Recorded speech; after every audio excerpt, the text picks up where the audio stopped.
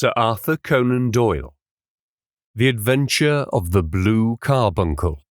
An audiobook. Narrated by David McCran. I had called upon my friend Sherlock Holmes upon the second morning after Christmas, with the intention of wishing him the compliments of the season. He was lounging upon the sofa in a purple dressing gown, a pipe rack within his reach upon the right, and a pile of crumpled morning papers, evidently newly studied, near at hand. Beside the couch was a wooden chair, and on the angle of the back hung a very seedy and disreputable hard felt hat, much the worse for wear, and cracked in several places. A lens and a forceps lying upon the seat of the chair suggested that the hat had been suspended in this manner for the purpose of examination. "You are engaged," said I. "Perhaps I interrupt you." "Not at all. I am glad to have a friend with whom I can discuss my results. The matter is a perfectly trivial one." He jerked his thumb in the direction of the old hat. "But there are points in connection with it which are not entirely devoid of interest and even of instruction." I seated myself in his armchair and warmed my hands before his crackling fire, for a sharp frost had set in and the windows were thick with the ice crystals. "I suppose," I remarked, "that homely as it looks, this thing has some deadly story linked onto it. That is the clue which will guide you in the solution of some mystery and the punishment of some crime." "Ha ha ha! No crime," said Sherlock Holmes, laughing. "Only one of those whimsical little incidents which will happen when you have 4 million human beings all jostling each other within the space of a few square miles. Amid the action and reaction of so dense a swarm of humanity, every possible combination of events may be expected to take place, and many a little problem will be presented which may be striking and bizarre without being criminal. We have already had experience of such. So much so," I remarked, "that of the last 6 cases which I have added to my notes, 3 have been entirely free of any legal crime." "Precisely.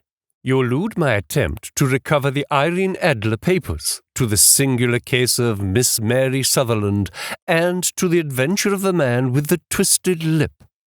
"Well, I have no doubt that this small matter will fall into the same innocent category.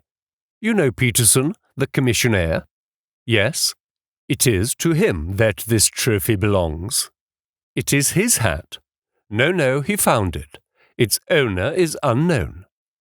I beg that you will look upon it not as a battered billycock, but as an intellectual problem. And first, as to how it came here. It arrived upon Christmas morning in company with a good fat goose, which is, I have no doubt, roasting at this moment in front of Peterson's fire. The facts are these. About 4 o'clock on Christmas morning, Peterson, who, as you know, is a very honest fellow, was returning from some small jollification and was making his way homeward down Tottenham Court Road. In front of him he saw, in the gaslight, a tallish man walking with a slight stagger and carrying a white goose slung over his shoulder. As he reached the corner of Goose Street, a row broke out between this stranger and a little knot of roughs. One of the latter knocked off the man's hat, on which he raised his stick to defend himself and, swinging it over his head, smashed the shop window behind him. Peterson had rushed forward to protect the stranger from his assailants, but the man, shocked at having broken the window and seeing an official-looking person in uniform rushing towards him, dropped his goose, took to his heels, and vanished amid the labyrinth of small streets which lie at the back of Tottenham Court Road. The roughs had also fled at the appearance of Peterson, so that he was left in possession of the field of battle, and also the spoils of victory in the shape of this battered hat and a most unimpeachable Christmas goose, which surely he restored to their owner. My dear fellow, there lies the problem. It is true that, For Mrs. Henry Baker was printed upon a small card which was tied to the bird's left leg. And it is also true that the initials H.B. are legible upon the lining of this hat. But as there are some thousands of Bakers and some hundreds of Henry Bakers in this city of ours, it is not easy to restore lost property to any one of them. What then did Peterson do? He brought round both hat and goose to me on Christmas morning, knowing that even the smallest problems are of interest to me. The goose we retained until this morning, when there were signs that, in spite of the slight frost, it would be well that it should be eaten without unnecessary delay. Its finder has carried it off, therefore to fulfill the ultimate destiny of a goose, while I continue to retain the hat of the unknown gentleman who lost his Christmas dinner.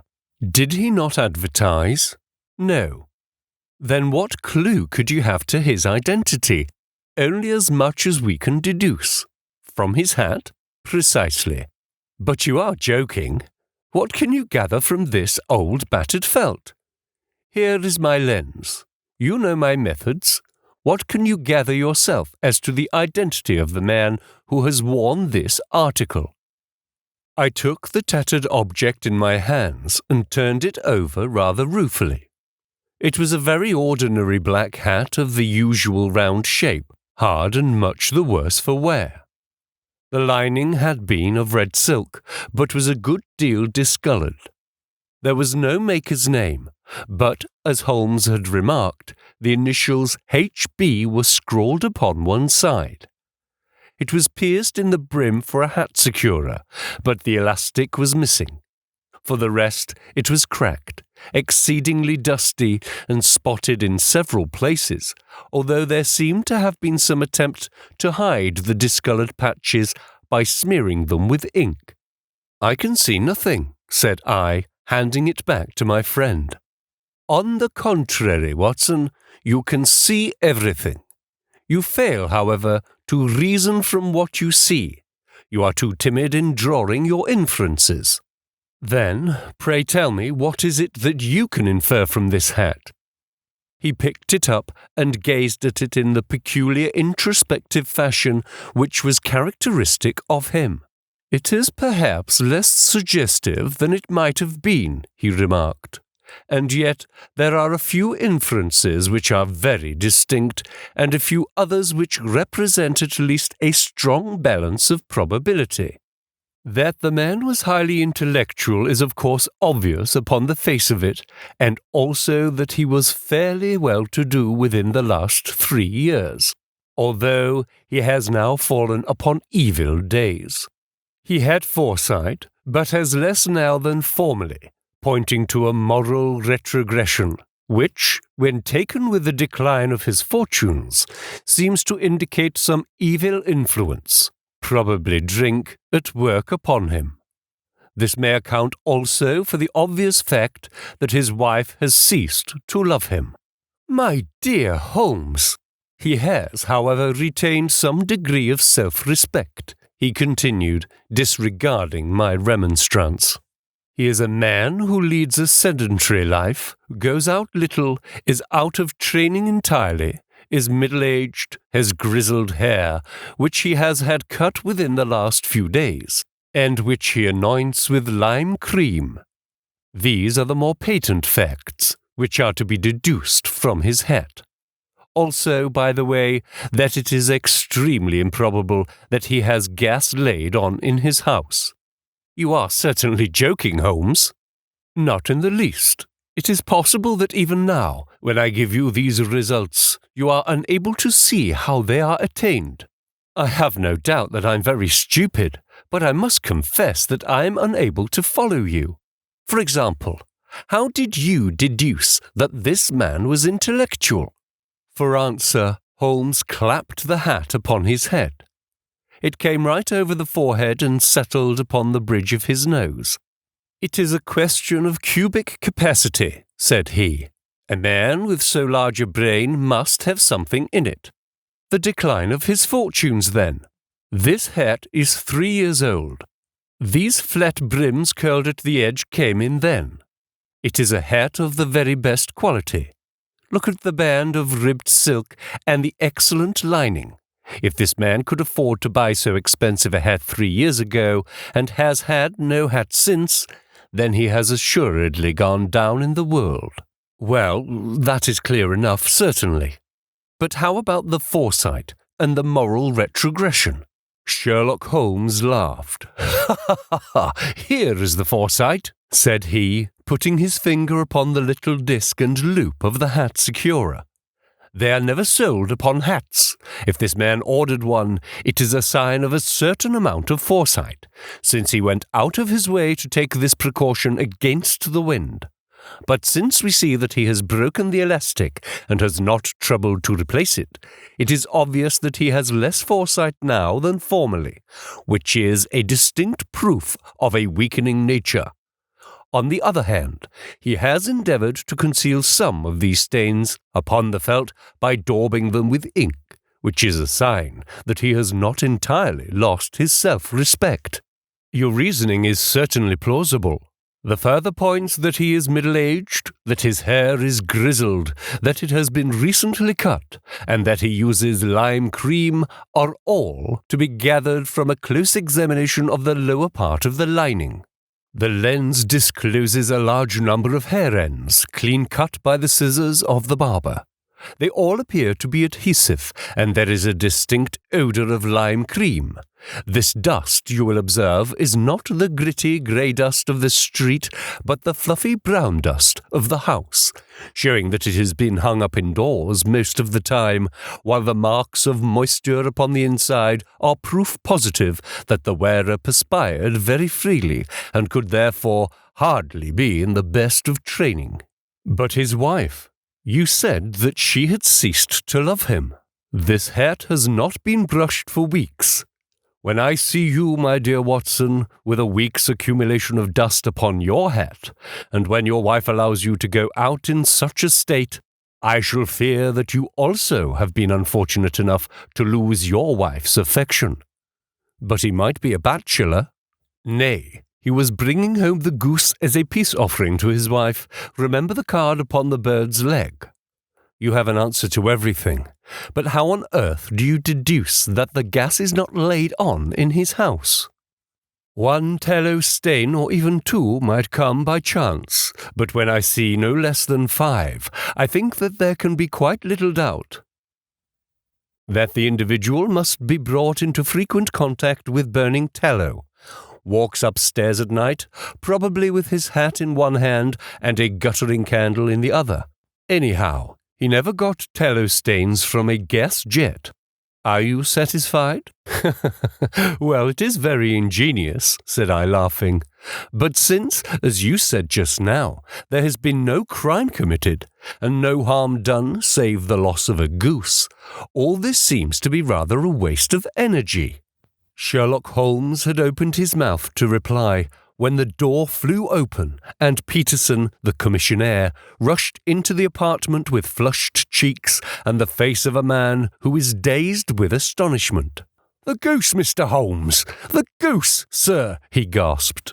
"Eh? What of it, then? Has it returned to life and flapped off through the kitchen window?" Holmes twisted himself around upon the sofa to get a fairer view of the man's excited face. "See here, sir. See what my wife found in its crop." He held out his hand and displayed upon the centre of the palm a brilliantly scintillating blue stone, rather smaller than a bean in size, but of such purity and radiance that it twinkled like an electric point in the dark hollow of his hand. Sherlock Holmes sat up with a whistle. "By Jove, Peterson," said he, "this is a treasure trove indeed. I suppose you know what you have got." "A diamond, sir, a precious stone. It cuts into glass as though it were putty." "It's more than a precious stone. It is the precious stone." "Not the Countess of Montcar's blue carbuncle," I ejaculated. "Precisely so. I ought to know its size and shape, seeing that I have read the advertisement about it in the Times every day lately. It is absolutely unique, and its value can only be conjectured, but the reward offered of £1,000 is certainly not within a 20th part of the market price." £1,000? Great Lord of mercy! The commissionaire plumped down into a chair and stared from one to the other of us. "That is the reward, and I have reason to know that there are sentimental considerations in the background which would induce the Countess to part with half her fortune if she could but recover the gem. It was lost, if I remember all right, at the Hotel Cosmopolitan," I remarked. "Precisely so. On December 22nd, just 5 days ago. John Horner, a plumber, was accused of having abstracted it from the lady's jewel case. The evidence against him was so strong that the case had been referred to the assizes. I have some account of the matter here, I believe." He rummaged amid his newspapers, glancing over the dates, until at last he smoothed one out, doubled it over, and read the following paragraph.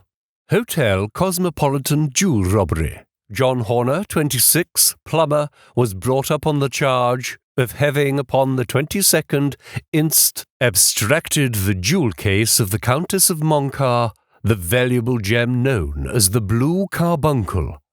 James Ryder, upper attendant at the hotel, gave his evidence to the effect that he had shown Horner up to the dressing-room of the Countess of Montcar upon the day of the robbery, in order that he might solder the second bar of the grate, which was loose. He had remained with Horner some little time, but had been finally called away. On returning, he found that Horner had disappeared, that the bureau had been forced open, and that the small morocco casket in which, as it afterwards transpired, the Countess was accustomed to keep her jewel was lying empty upon the dressing-table. Ryder instantly gave the alarm, and Horner was arrested the same evening, but the stone could not be found, either upon his person or in his rooms.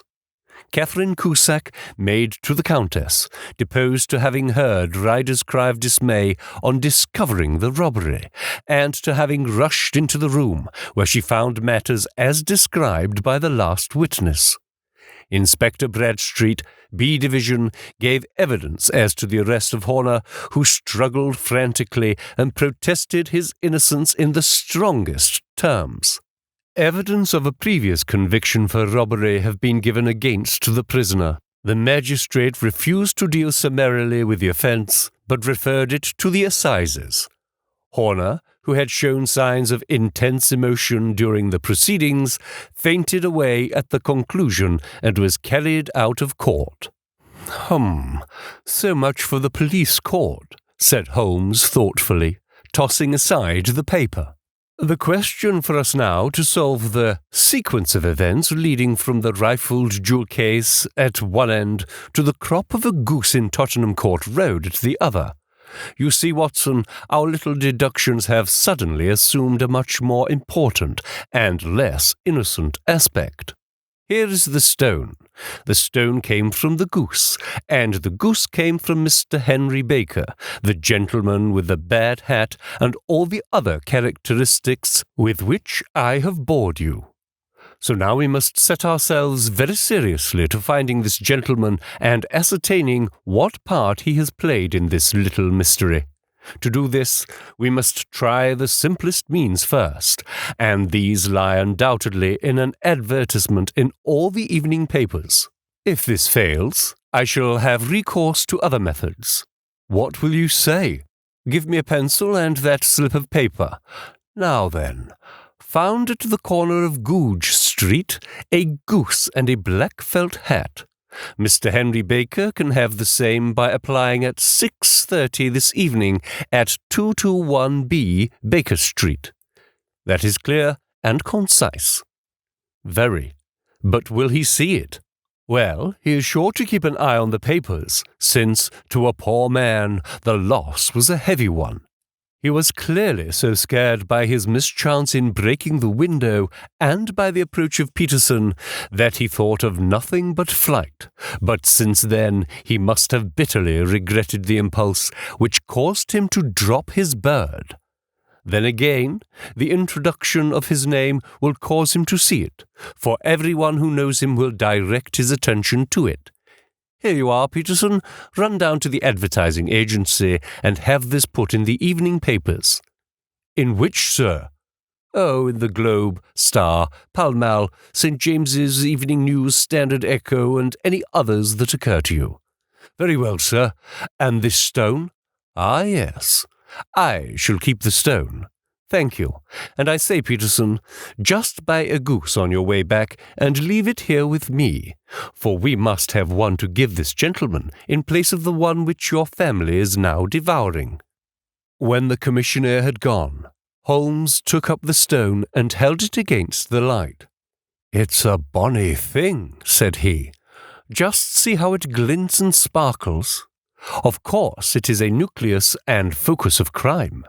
Every good stone is. They are the devil's pet baits. In the larger and older jewels, every facet may stand for a bloody deed. This stone is not yet 20 years old. It was found in the banks of the Amoy River in southern China and is remarkable in having every characteristic of the carbuncle, save that it is blue in shade instead of ruby red. In spite of its youth, it has already a sinister history. There have been 2 murders, a vitriol throwing, a suicide, and several robberies brought about for the sake of this 40-grain weight of crystallized charcoal. Who would think that so pretty a toy would be a purveyor to the gallows and the prison? I'll lock it up in my strong-box now and drop a line to the Countess to say that we have it. Do you think that this man Horner is innocent?" "I cannot tell." "Well then, do you imagine that this other one, Henry Baker, had anything to do with the matter?" "It is, I think, much more likely that Henry Baker is an absolutely innocent man, who had no idea that the bird which he was carrying was of considerably more value than if it were made of solid gold. That, however, I shall determine by a very simple test if we have an answer to our advertisement." "And you can do nothing until then?" "Nothing. In that case, I shall continue my professional round, but I shall come back in the evening at the hour you have mentioned, for I should like to see the solution of so tangled a business." "Very glad to see you. I dine at 7. There is a woodcock, I believe. By the way, in view of recent occurrences, perhaps I ought to ask Mrs. Hudson to examine its crop." I had been delayed at a case, and it was a little after 6:30 when I found myself in Baker Street once more. As I approached the house, I saw a tall man in a Scotch bonnet, with a coat which was buttoned up to his chin, waiting outside in the bright semicircle which was thrown from the fanlight. Just as I arrived, the door was opened, and we were shown up together to Holmes's room. "Mr. Henry Baker, I believe?" said he, rising from his armchair and greeting his visitor with the easy air of geniality which he could so readily assume. "Pray, take this chair by the fire, Mr. Baker. It is a cold night, and I observe that your circulation is more adapted for summer than for winter. Ah, Watson, you have just come at the right time. Is that your hat, Mr. Baker?" "Yes, sir. That is undoubtedly my hat." He was a large man with rounded shoulders, a massive head, and a broad, intelligent face sloping down to a pointed beard of grizzled brown. A touch of red in nose and cheeks, with a slight tremor of his extended hand, recalled Holmes's surmise as to his habits. His rusty black frock coat was buttoned right up in front, with the collar turned up, and his lank wrists protruded from his sleeves without a sign of cuff or shirt. He spoke in a slow staccato fashion, choosing his words with care, and gave the impression generally of a man of learning and letters, who had had ill usage at the hands of fortune. "We have retained these things for some days," said Holmes, "because we expected to see an advertisement from you giving your address. I am at a loss to know why you did not advertise." Our visitor gave a rather shamefaced laugh. Shillings have not been so plentiful with me as they once were, he remarked. I had no doubt that the gang of roughs who assaulted me had carried off both my hat and the bird. I did not care to spend more money in a hopeless attempt at recovering them. Very naturally. By the way, about the bird, we were compelled to eat it. To eat it? Our visitor half rose from his chair in his excitement.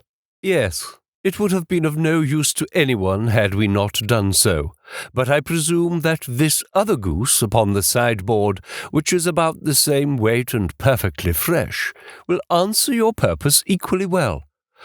Oh, certainly, answered Mr. Baker with a sigh of relief.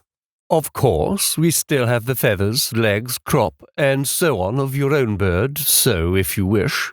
The man burst into a hearty laugh. They might be useful to me as relics of my adventure, said he. But beyond that, I can hardly see what use the disjecta member of my late acquaintance are going to be to me. No, sir, I think that, with your permission, I will confine my attentions to the excellent bird which I perceive upon the sideboard. Sherlock Holmes glanced sharply across at me with a slight shrug of his shoulders. There is your hat, then, and there your bird, said he. By the way, would it bore you to tell me where you got the other one from? I am somewhat of a fowl fancier, and have seldom seen a better grown goose. Certainly, sir, said Baker, who had risen and tucked his newly gained property under his arm. There are a few of us who frequent the Alpha Inn, near the museum. We are to be found in the museum itself during the day, you understand. This year our good host, Windigate by name, instituted a goose club, by which, on consideration of some few pence every week, we were each to receive a bird at Christmas. My pence were duly paid, and the rest is familiar to you. I am much indebted to you, sir, for a Scotch bonnet is fitted neither to my years nor my gravity. With a comical pomposity of manner, he bowed solemnly to both of us and strode off upon his way. So much for Mr. Henry Baker, said Holmes when he had closed the door behind him. It is quite certain that he knows nothing whatever about the matter. Are you hungry, Watson? Not particularly. Then I suggest that we turn our dinner into a supper and follow up this clue while it is still hot. By all means. It was a bitter night, so we drew on our ulsters and wrapped cravats about our throats. Outside, the stars were shining coldly in a cloudless sky, and the breath of the passers-by blew out into smoke like so many pistol shots. Our footfalls rang out crisply and loudly as we swung through the Doctor's Quarter, Wimpole Street, Harley Street, and so through Wigmore Street into Oxford Street. In a quarter of an hour, we were in Bloomsbury at the Alpha Inn, which is a small public house at the corner of one of the streets which runs down into Holborn. Holmes pushed open the door of the private bar and ordered 2 glasses of beer from the ruddy-faced, white-aproned landlord. Your beer should be excellent if it is as good as your geese, said he. My geese? The man seemed surprised. Yes, I was speaking only half an hour ago to Mr. Henry Baker, who was a member of your goose club. Ah, yes, I see. But you see, sir, them's not our geese. Indeed? Whose then? Well, I got the 2 dozen from a salesman in Covent Garden. Indeed? I know some of them. Which was it? Breckinridge is his name. Ah, I don't know him. Well, here's your good health, landlord, and prosperity to your house. Good night. Now for Mr. Breckinridge, he continued, buttoning up his coat as we came out into the frosty air. Remember, Watson, that though we have some homelier thing as a goose at the end of this chain, we have another man who will certainly get 7 years penal servitude, unless we can establish his innocence. It is possible that our inquiry may but confirm his guilt, But in any case, we have a line of investigation which has been missed by the police, and which a singular chance has placed in our hands. Let us follow it out to the bitter end. Faces to the south, then, and quick march. We passed across Holborn, down Endell Street, and so through a zigzag of slums to Covent Garden Market. One of the largest stalls bore the name of Breckinridge upon it, and the proprietor, a horsey-looking man with a sharp face and trim side whiskers, was helping a boy to put up the shutters. "Good evening. It's a cold night," said Holmes. The salesman nodded and shot a questioning glance at my companion. "Sold out of geese, I see," continued Holmes, pointing at the bare slabs of marble. "Let you have 500 tomorrow morning." "That's no good." "Well, there are some on the stall with the gas flare." "Ah, but I was recommended to you." "Who by?" "The landlord of the Alpha." "Oh, yes. I sent him a couple of dozen." "Fine birds they were, too. Now, where did you get them from?" To my surprise, the question provoked a burst of anger from the salesman. "Now then, mister," said he, with his head cocked and his arms akimbo. "What are you driving at? Let's have it straight now." "It is straight enough. I should like to know who sold you the geese which you supplied to the Alpha." "Well then, I shan't tell you. So now." "Oh, it is a matter of no importance, but I don't know why you should be so warm over such a trifle." "Warm? You'd be as warm, maybe, if you were pestered as I am. When I pay good money for a good article, there should be an end of the business. But it's, where are the geese, and who did you sell the geese to, and what will you take for these geese? One would think they were the only geese in the world, to hear the fuss that is made over them." "Well, I have no connection with any other people who have been making inquiries," said Holmes carelessly. "If you won't tell us, the bet is off, that is all. But I'm always ready to back my opinion on a matter of fowls, and I have a fiver on it that the bird I ate is country bred." "Well then, you've lost your fiver, for it's town bred," snapped the salesman. "It's nothing of the kind." "I say it is. I don't believe it. Do you think you know more about fowls than I, who have handled them ever since I was a nipper? I tell you, all those birds went to the Alpha were town bred." "You'll never persuade me to believe that." "Will you bet then?" "It's merely taking your money, for I know that I'm right, but I'll have a sovereign on with you, just to teach you not to be obstinate." The salesman chuckled grimly. "Bring me the books, Bill," said he. The small boy brought round a small thin volume and a great greasy-backed one, laying them out together beneath the hanging lamp. "Now then, Mr. Cocksure," said the salesman, "I thought that I was out of geese, but before I finish, you'll find that there is still one left in my shop. You see this little book?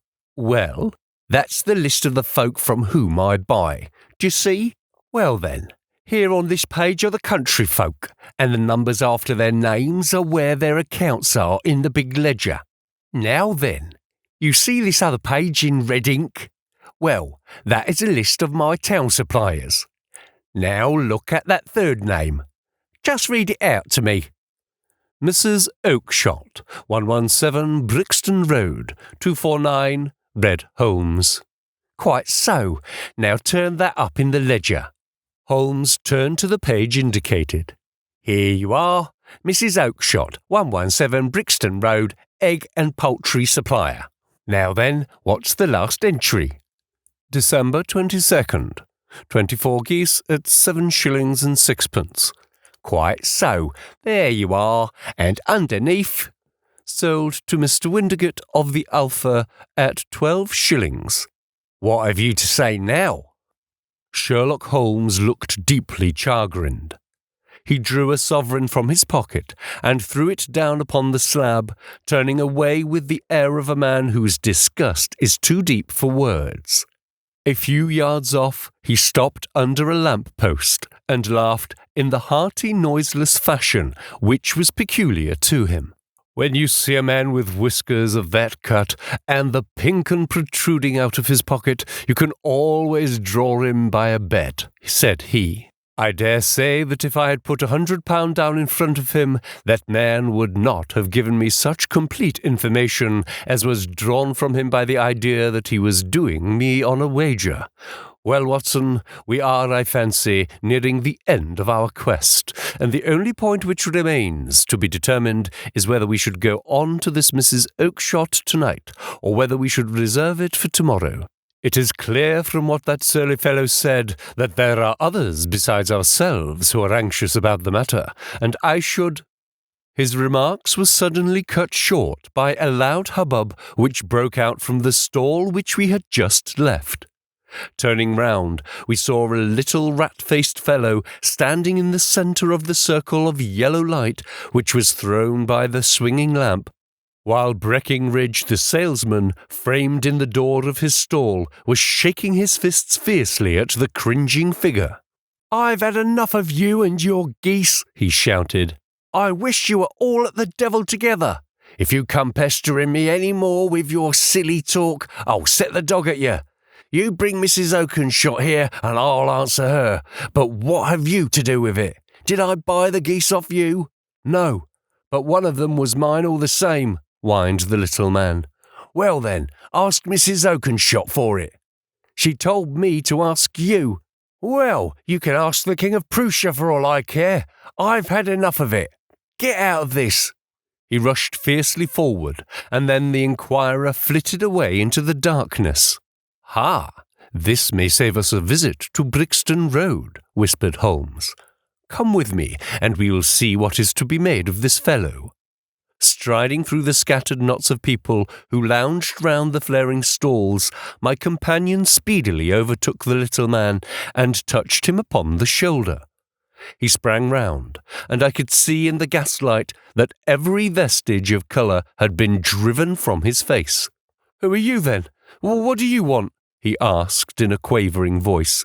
"You will excuse me," said Holmes blandly, "but I could not help overhearing the questions which you put to the salesman just now. I think that I could be of assistance to you." "You? Who are you? How could you know anything of the matter?" "My name is Sherlock Holmes. It is my business to know what other people don't know." "But you can know nothing of this." "Excuse me, I know everything of it. You are endeavouring to trace some geese which were sold by Mrs. Oakshott of Brixton Road to a salesman named Breckinridge, by him in turn to Mr. Windigate of the Alpha, and by him to his club, of which Mr. Henry Baker is a member." "Oh, sir, you are the very man whom I have longed to meet," cried the little fellow, with outstretched hands and quivering fingers. "I can hardly explain to you how interested I am in this matter." Sherlock Holmes hailed a four-wheeler which was passing by. "In that case, we had better discuss it in a cosy room, rather than in this wind-swept marketplace," said he. "But, pray tell me, before we go farther, who is it that I have the pleasure of assisting?" The man hesitated for an instant. "My name is John Robinson," he answered, with a sidelong glance. No, the real name," said Holmes sweetly. "It is always awkward doing business with an alias." A flush sprang to the white cheeks of the stranger. "Well then," said he, "my real name is James Ryder." "Precisely so. Head attendant at the Hotel Cosmopolitan. Pray, step into the cab, and I shall be able to tell you everything which you would wish to know." The little man stood glancing from one to the other of us, with half-frightened, half-hopeful eyes, as one who is not sure whether he is on the verge of a windfall or of a catastrophe. Then he stepped into the cab, and in half an hour we were back in the sitting-room at Baker Street. Nothing had been said during our drive, but the high, thin breathing of our new companion, and the claspings and unclaspings of his hands spoke of the nervous tension within him. "Here we are," said Holmes cheerily, as we filed into the room. "The fire looks very seasonable in this weather. You look cold, Mr. Ryder. Pray, take the basket chair. I will just put on my slippers before we settle this little matter of yours. Now then, you want to know what became of those geese? Yes, sir. Or rather, I fancy, of that goose. It was one bird, I imagine, in which you were interested, white, with a black bar across the tail. Ryder quivered with emotion. Oh, sir, he cried, can you tell me where it went to? It came here. Here? Yes, and a most remarkable bird it proved. I don't wonder that you should take an interest in it. It laid an egg after it was dead, the bonniest, brightest little blue egg that was ever seen. I have it here in my museum. Our visitor staggered to his feet and clutched the mantelpiece with his right hand. Holmes unlocked his strong-box and held up the blue carbuncle, which shone out like a star with a cold, brilliant, many-pointed radiance. Ryder stood glaring with a drawn face, uncertain whether to claim or to disown it. The game's up, Ryder, said Holmes quietly. Hold up, man, or you'll be into the fire. Give him an arm back into his chair, Watson. He has not got blood enough to go in for felony with impunity. Give him a dash of brandy. So, now he looks a little more human. What a shrimp it is, to be sure. For a moment he had staggered and nearly fallen, but the brandy brought a tinge of colour into his cheeks, and he sat staring with frightened eyes at his accuser. I have almost every link in my hands, and all the proofs which I could possibly need, so there is little which you need tell me. Still, that little may as well be cleared up to make the case complete.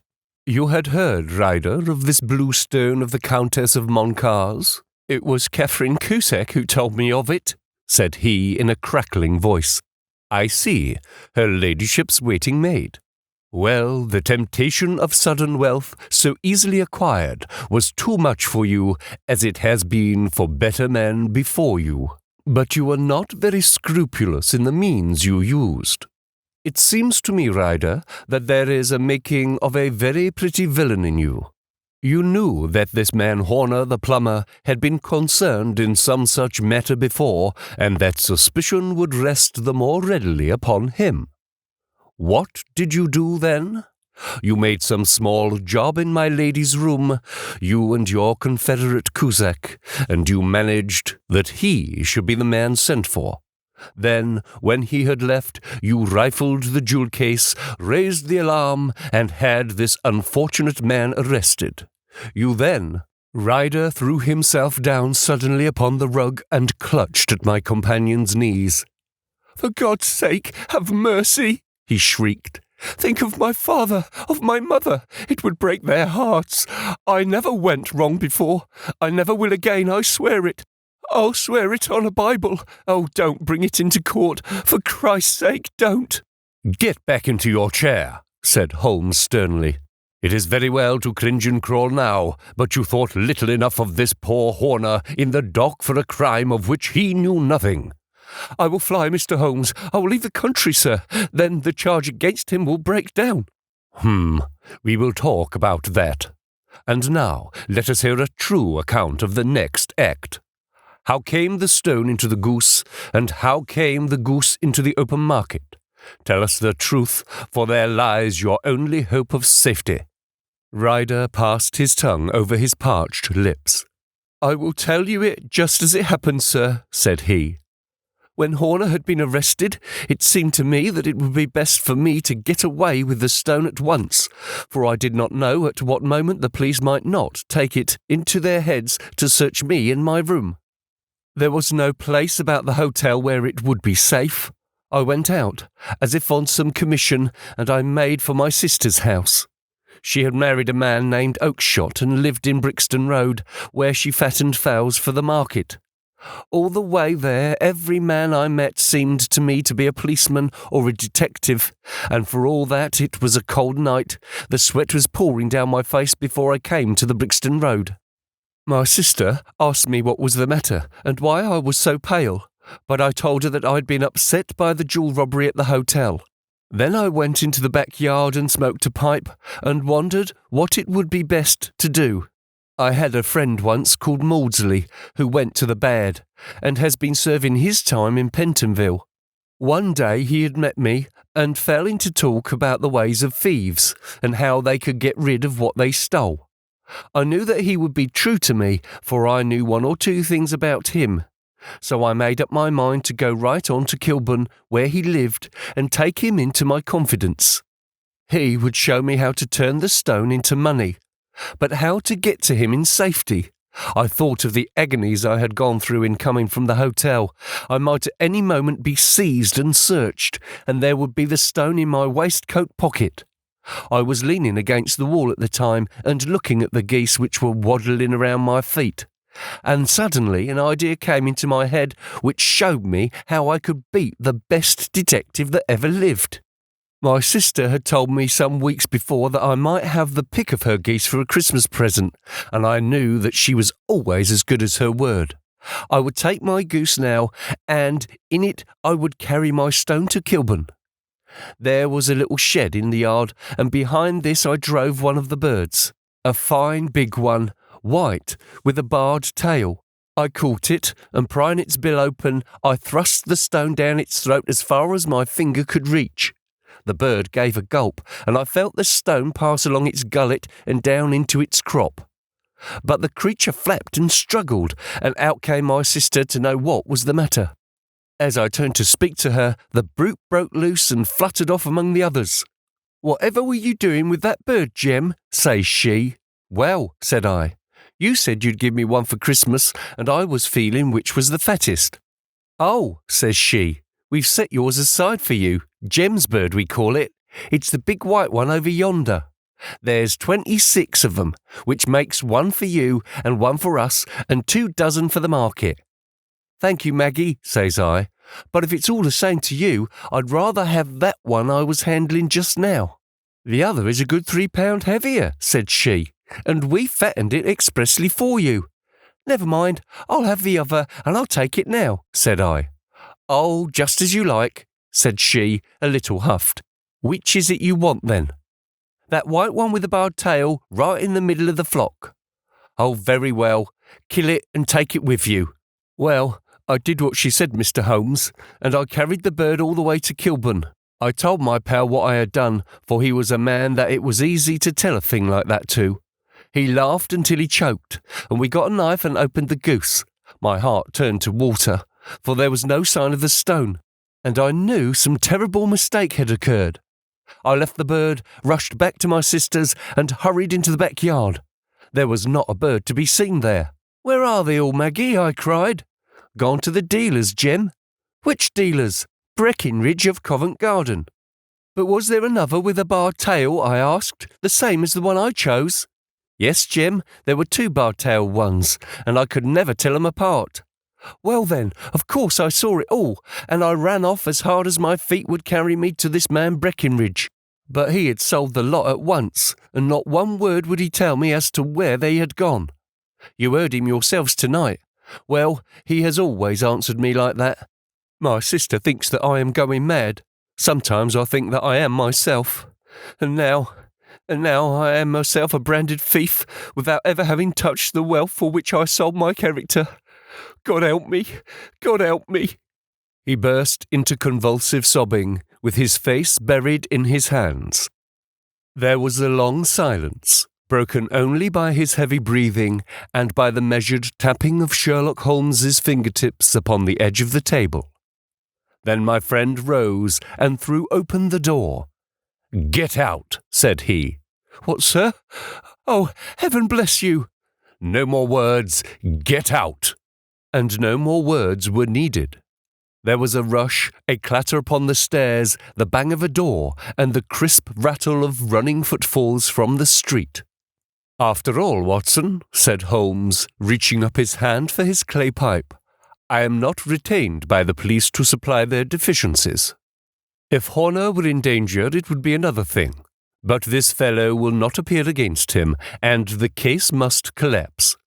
I suppose that I am commuting a felony, but it is just possible that I am saving a soul.